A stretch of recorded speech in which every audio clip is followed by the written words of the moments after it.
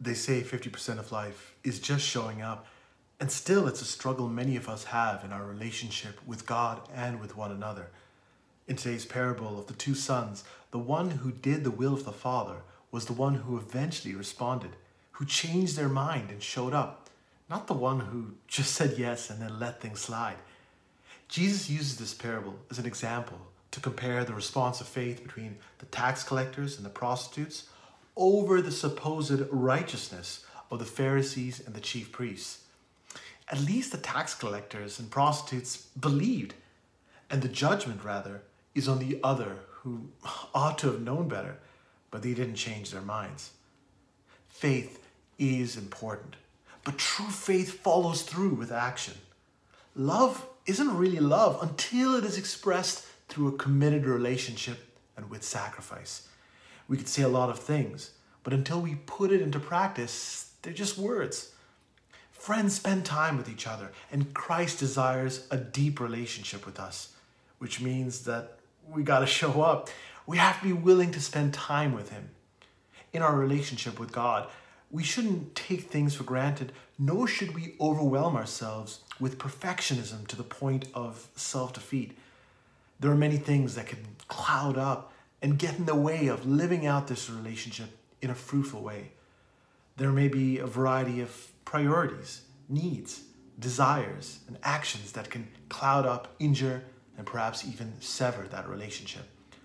After a while, we might be so caught up with all these things that we might find it difficult to imagine that we could still have the same relationship. And so what happens? Nothing. We end up not doing anything about it. And when we are invited back, we decline to respond, feeling that somehow that it would be too difficult to mend. Sometimes we say yes to God, and then we are tempted and distracted by so many things to the point that we don't follow through with our promises. Jesus warns us to not fall for that trap. Don't let yourself get bogged down with all of these things. If sin is one of those things that has impaired, injured, or even destroyed this relationship with God, Jesus wants us to repent, confess, and just move on. What matters is that we're here, that we showed up.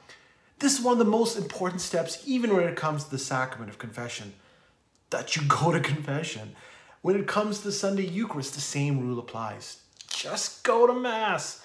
Even if you can't receive communion, it still applies. Get to Mass.